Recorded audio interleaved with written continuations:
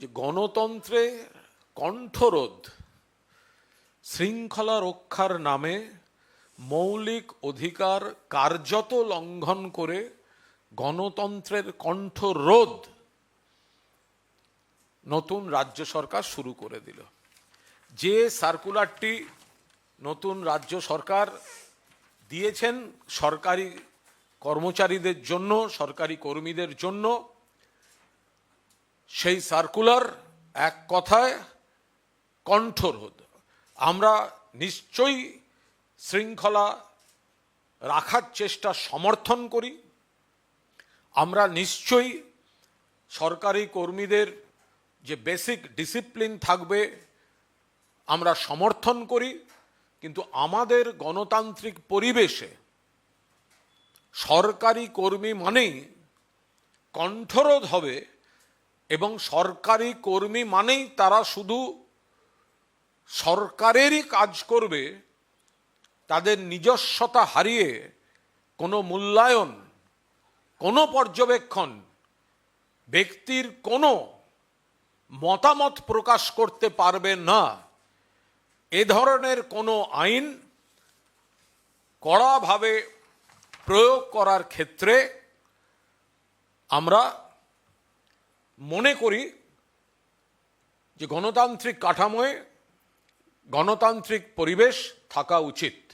আপনারা জানেন এর আগে মমতা বন্দ্যোপাধ্যায় সরকার যখন ছিল, সরকারি কর্মীরা কি করেননি? প্রকাশ্য সমালোচনা, আন্দোলন, এক একজন সরকারি কর্মীর হাতে মমতা বন্দ্যোপাধ্যায়ের ছবি বিকৃত করে নানা ধরনের স্লোগান, রাজ্য সরকারের 14 গোষ্ঠী উদ্ধার করে যে যা পেরেছেন বলেছেন, যেখানে পেরেছেন ধর্ণা করেছেন, অমুকের বাড়ির সামনে দিয়ে অমুকের পাড়ার সামনে মিছিল করতে হবে করেছেন। কি বলবেন তারা এখন? কি বলবেন তারা? গণতন্ত্রের কণ্ঠরোধের বিরুদ্ধে এখন তারা সরব হবেন না? Complete prohibition. পশ্চিমবঙ্গ সরকার আইএএস, আইপিএস, ডব্লিউবিসিএস সহ সমস্ত রকম কর্মচারীদের জন্য জানিয়ে দিলেন। কি জানিয়ে দিলেন? সার্কুলারে এই মূল পয়েন্টগুলো জানিয়ে দিলেন। সরকারি অনুমতি ছাড়া সংবাদ মাধ্যমের সঙ্গে কার্যত কথা বলাতেই নিষেধাজ্ঞা, অনুমতি ছাড়া প্রবন্ধ লেখা, মিডিয়া বা রেডিও অনুষ্ঠানে অংশগ্রহণে নিষেধাজ্ঞা, অর্থাৎ ধর্ণা মঞ্চে বসে যারা বাইট দিতেন, বিপ্লবী সাজতেন। মমতা বন্দ্যোপাধ্যায় যদি কঠোরভাবে এই আইনটি প্রয়োগ করতেন কি হতো বুঝতে পারছেন? কতগুলো বিপ্লব ওখানেই শেষ হয়ে যেত। কিন্তু কত বিপ্লবীকে বিপ্লবটা করতে দিয়েছেন মমতা বন্দ্যোপাধ্যায় বলেই। রাজ্য সরকারের নীতির বিরুদ্ধে, রাজ্য সরকারের সিদ্ধান্তের বিরুদ্ধে রাজ্য সরকারের কাছে নানা দাবি করে নানা আন্দোলন হয়েছে, এবং তার সঙ্গে অত্যন্ত বিকৃতভাবে মুখ্যমন্ত্রী এবং সরকার বা দলকে আক্রমণ করে রাজ্য সরকার তার কর্মী, এই কর্মী বলে পরিচিত একাংশ যা যা করেছেন, আজকে কি বলবেন? সরকারি তথ্য সরাসরি বা পরোক্ষভাবে দিতে পারবেন না। রাজ্য সরকার বা কেন্দ্রীয় সরকারের নীতির সমালোচনা করা যাবে না, নিষেধাজ্ঞা। আপনি রাজ্য সরকারের কর্মচারী, কিন্তু আপনি রাজ্য সরকারের নীতির সমালোচনা করতে পারবেন না। এগুলোই তো এতদিন হয়েছে। এবং মমতা বন্দ্যোপাধ্যায় হাজার সমালোচনার পরেও তিনি কিন্তু নিষেধাজ্ঞা জারি করেননি, এই আইন কঠোরভাবে প্রয়োগ করেননি।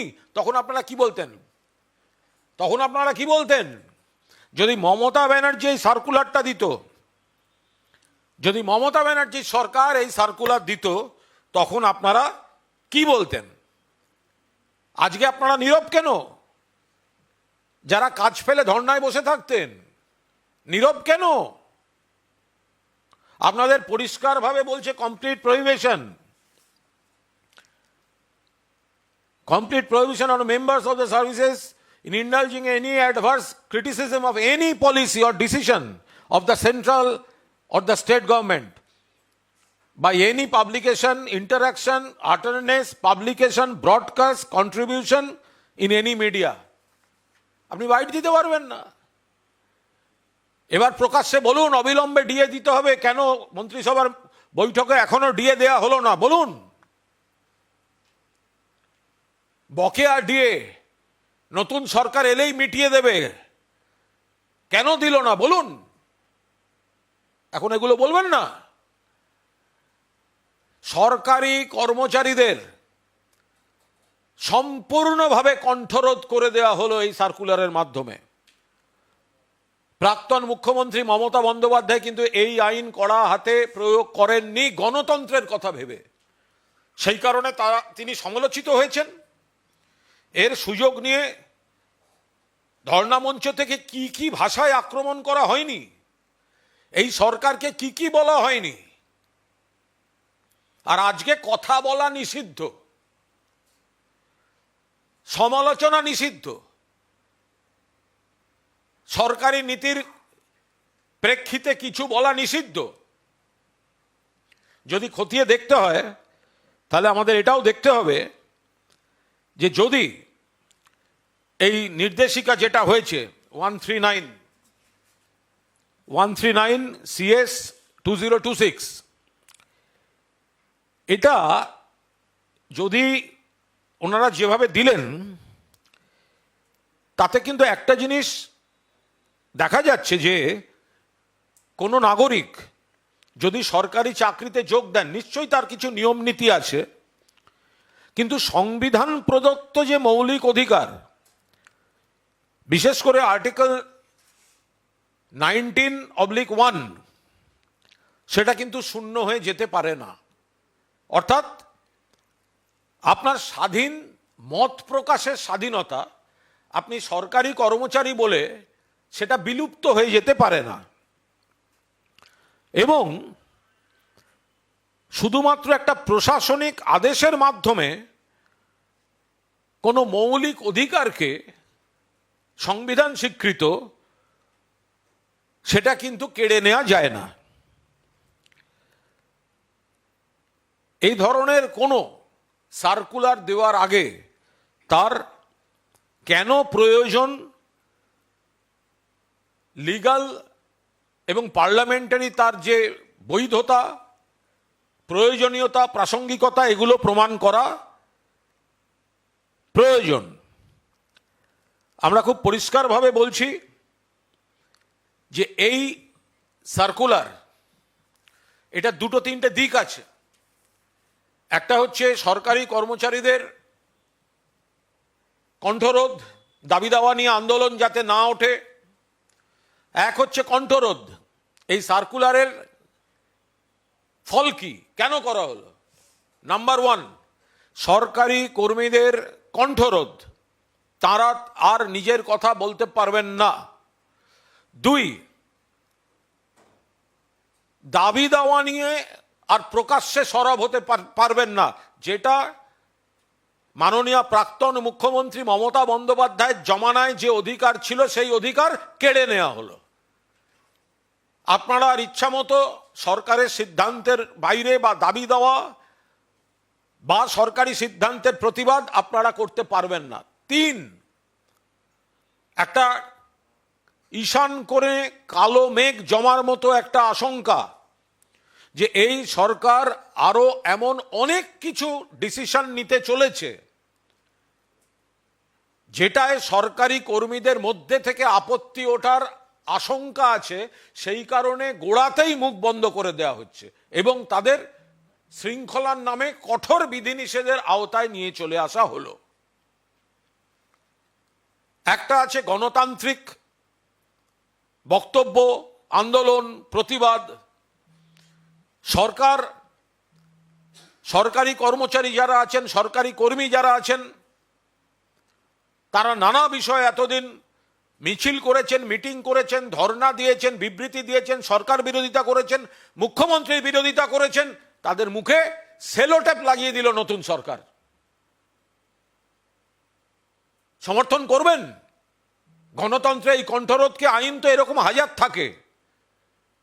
মমতা বন্দ্যোপাধ্যায় তো সেই আইন কার্যকর করে আপনাদের কণ্ঠরোধ করেননি। সরকারি কর্মীদের মিছিল, কি ভাষায় আক্রমণ মুখ্যমন্ত্রীকে, কি ভাষায় আক্রমণ সরকারকে, কি সব স্লোগান, কি সব পোস্টার, কি সব ব্যানার। হবে তো এখন এই সিদ্ধান্তের বিরুদ্ধে সরকারের?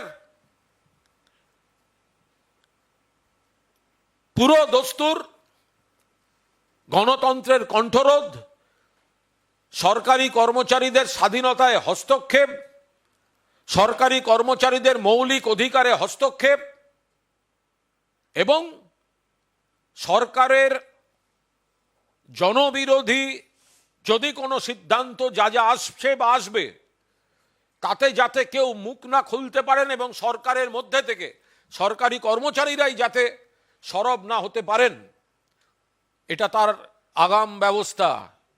সরকারি কর্মচারীরা এবার বলুন, বকেয়া ডিএ একবারে দিন। মুখ্যমন্ত্রী থাকাকালীন মমতা বন্দ্যোপাধ্যায় কি বলেছিলেন? সাধ্যমতো দিচ্ছি, 4% দিলাম ঘোষণা করেছিলেন। 7th পে কমিশন ঘোষণা করেছিলেন। ছাত্রদের বিবেকানন্দ স্কলারশিপ মমতা বন্দ্যোপাধ্যায়ের ঘোষণা করে যাওয়া। 7th pay commission Mamata Bandyopadhyay ঘোষণা করেছিলেন। 4% ডিএ মমতা বন্দ্যোপাধ্যায় ঘোষণা করেছিলেন। আরও দেওয়ার ইচ্ছে ছিল, কেন্দ্রীয় সরকার টাকা বন্ধ করে রেখেছে, ইচ্ছা থাকলেও দিতে পারছেন না। আর বিজেপি বারবার বলেছে ক্ষমতা এলে পুরোটা মিটিয়ে দেওয়া হবে। মমতা বন্দ্যোপাধ্যায় বুঝিয়েছেন আমাদের ডিএও যেমন দেওয়া হচ্ছে, যতটা বেশি সম্ভব দেওয়া হচ্ছে, পার্সেন্টেজ এবং রেশিওয়ে তুলনা করুন। পাশাপাশি আমাদের পেনশনও দেওয়া হয়। অনেক বিজেপি শাসিত রাজ্যে কিন্তু পেনশন দেওয়া হয় না, পেনশনটা বন্ধ করে দিয়েছে, ডিএ আছে। আমরা এখানে পেনশনও দিই, ডিএও দিই। তাজ যারা ধর্ণা দিতেন, তারা যদি আজকে এর প্রতিবাদ না করেন তাহলে ধরে নিতে হবে যে এনারা এই ধরনের প্রক্রিয়াগুলো এর পার্ট অ্যান্ড পার্সেল। এর পরেও যদি আপনারা বলবেন না অবিলম্বে বকেয়া ডিএ কেন দেয়া হচ্ছে না, সেটা তো আপনার সার্কুলারের এগেনস্টে চলে যাবে। আপনি তো শৃঙ্খলা ভঙ্গ করে ফেলবেন। আপনার দাবি চাইলেও তো আপনি শৃঙ্খলা ভঙ্গ করে ফেলবেন। আজকে যদি আপনাদের কোনো নেতা এবার ওই সব বাইটগুলো হোক, ভিডিও, বড় বড় কথা, সরকারকে, মুখ্যমন্ত্রীকে আক্রমণ করে দিনের পর দিন যা করেছেন, এই সার্কুলার যখন কণ্ঠরোধ করছে হোক। আজকে সরকারি কর্মচারীরা যদি নিজেদের দাবি তুলতে চান, সরকারের বক্তব্যে সন্তুষ্ট না হন, তাহলে কোনো নেতা দাবি তুললে তো এখনকার সরকার ওই আনন্দ সিনেমার ডায়লগ শুনিয়ে দেবে, ভাস্কর বাস্কর আর তং মতকর। আপনাদের দাবি দাওয়া মমতা বন্দ্যোপাধ্যায় একটা খোলা পরিবেশ দিয়ে দিয়েছিলেন। আপনারা তার অপব্যবহার করেছেন, তাকে বারবার অপমান করে। আপনারা একবারও বলেননি কেন্দ্র আগে বকেয়া টাকাটা দিক, তাহলে মুখ্যমন্ত্রীর সুবিধা হয় দিতে। আপনারা করেননি। এই রাম বাম একসঙ্গে মিলে আপনারা এইগুলো করেছেন। তৃণমূল কংগ্রেস এর পরিপ্রেক্ষিতে যা যা ব্যবস্থা নেওয়ার নিচ্ছে, এটা গণতান্ত্রিক অধিকারে হস্তক্ষেপ, সরকারি কর্মচারীদের মৌলিক অধিকারে হস্তক্ষেপ, গণতন্ত্রের কণ্ঠরোধের চেষ্টা, সরকারি কর্মচারীদের কণ্ঠরোধের চেষ্টা। আমরা স্পষ্টভাবে আপনাদের এটা জানিয়ে দিলাম। দ্বিতীয়ত আরেকটা বিষয় বলে নি, তারপর ও গোটাটা হিন্দিতে আবার বলছে। গতকাল আমাদের পরিষদীয় দলের তরফ থেকে বিধানসভায় একটি ধর্ণা কর্মসূচি হয়েছিল। বাবা সাহেব আম্বেদকর শ্রদ্ধেয় তাঁর মূর্তির পাদদেশ। সেখানে কোনো সংবাদ মাধ্যম আপনারা বলেছেন যে কেন সেখানে সব বিধায়ক ছিলেন না, এটা নাকি পরিষদীয় দলে ভাঙন। আমরা গতকালও খুব স্পষ্টভাবে বলেছি আজকেও আপনাদের খুব স্পষ্টভাবে বলে দিচ্ছি, গত পরশু আমাদের দলের বৈঠক, পরিষদীয় দলের বৈঠক, যেখানে মাননীয় দলনেত্রী মমতা বন্দ্যোপাধ্যায় ছিলেন, মাননীয় অভিষেক বন্দ্যোপাধ্যায় ছিলেন, সেখান থেকেই ডিসিশন হয় ধর্নার। এবং তার সঙ্গে এটাও ঠিক হয় যে কয়েকজন ধর্নায় বসা হবে আর কয়েকজনকে ফিরে যেতে হবে তাদের জেলায়, কারণ সেখানেও আক্রমণ চলছে। কর্মীদের পাশে থাকতে হবে, থানা পুলিশের সঙ্গে কোঅর্ডিনেশন করতে হবে, যারা ঘর ছাড়া তাদের নানা ব্যবস্থা করে দিতে হবে। ফলে এটা সম্পূর্ণ দলের ডিসিশন যে একটা অংশ কলকাতায় ধর্ণা দেবে বিধানসভায়, আর একটা অংশ তার এলাকায় বা অন্য কোনো এলাকায় assigned by our party leadership, তারা সেই জেলায় বা নিজের এলাকায় কর্তব্য পালন করতে যাবেন। তার মানে কি হয় যে এখানে কেন সবাই নেই? দয়া করে আপনারা কিন্তু এই ধরনের কোনো বিভ্রান্তি ছড়াবেন না। এটা দলের সিদ্ধান্ত, দল অ্যাসাইন করেছে এরা এখানে বসবে আর বাকিরা এই জায়গায় কর্তব্য পালন করবেন। আর তৃতীয়ত, যেভাবে পুনর্বাসন ছাড়া হকার উচ্ছেদ হয়েছে তার প্রতিবাদে আজ কলকাতা শহরের হাওড়া, শিয়ালদা সহ একাধিক জায়গায় তৃণমূল কংগ্রেস প্রতিবাদ কর্মসূচি হবে। এবং আমাদের পরিষ্কার বক্তব্য, সিপিএম নাটক বন্ধ করুক, কারণ কলকাতার উপর গরিব মানুষের পেটে হাত দিয়ে বিকল্প ব্যবস্থা ছাড়া, আই রিপিট, বিকল্প ব্যবস্থা ছাড়া, সৌন্দর্যায়ন সবাই চায়, পথচারীদের জন্য ব্যবস্থা সবাই চায়, কিন্তু যারা গরিব মানুষ সংসার চালান ছোট ছোট স্টল দিয়ে, দোকান দিয়ে, তাদের বিনা পুনর্বাসনে উচ্ছেদ করে যে তাণ্ডব চালানো হচ্ছে, আমরা তার তীব্র বিরোধিতা করছি। মনে রাখবেন, একটা হচ্ছে হকার পরিবারগুলি পথে বসছে, আর দুই, সাধারণ মানুষ, আমরা যাদের স্বার্থে পথ পরিষ্কার করছি তারাও কিন্তু এদের কাছ থেকেই কিনতেন, এদের কাছ থেকেই খেতেন, হয়তো সস্তায় পেতেন কিছু। এরা না থাকলে তুলনামূলক বড় দোকান থেকে খেতে গেলে হয়তো অনেকটা বাড়তি দাম, বাড়তি খরচা পড়বে। ফলে যথাযথ বিকল্প পুনর্বাসন ব্যবস্থা ছাড়া এইভাবে যে হকার উচ্ছেদ হচ্ছে, তৃণমূল কংগ্রেস 1996 সালে সিপিএম করেছিল এই হকার উচ্ছেদ। জ্যোতি বসু, বুদ্ধদেব ভট্টাচার্য, সুভাষ চক্রবর্তী, কান্তি গাঙ্গুলিরা এই কাজ করেছিলেন, বুলডোজার দিয়ে ভেঙেছিলেন বিকল্প ব্যবস্থা না করে। পরবর্তীকালে মমতা বন্দ্যোপাধ্যায় সরকার যেখানে যেখানে পথচারীদের সুবিধার জন্য রাস্তার বেশি জায়গা দরকার হয়েছে, হকারদের কিন্তু আগে পুনর্বাসনটা দিয়েছেন, সেটা কালীঘাট বলুন বা দক্ষিণেশ্বর বলুন। পুনর্বাসন ছাড়া গরিব মানুষের পেটে এইভাবে হাত দেওয়া যেতে পারে না। তাই মমতা বন্দ্যোপাধ্যায়ের নির্দেশে আজ আমাদের বিক্ষোভ কর্মসূচি, এবং তারপর পুরোদস্তুর তৃণমূল কংগ্রেস মানুষের পাশে ছিল, মানুষের পাশে আছে এবং মানুষের পাশে থাকবে। আনন্দ আর ভালোবাসার দীপ্তিতে গড়া সমুজ্জ্বল পরমা, ঠিক তোমারই মতো। শ্যাম সুন্দর কোম্পানি জুয়েলার্স, আগরতলা, উদয়পুর, ধর্মনগর, কলকাতা।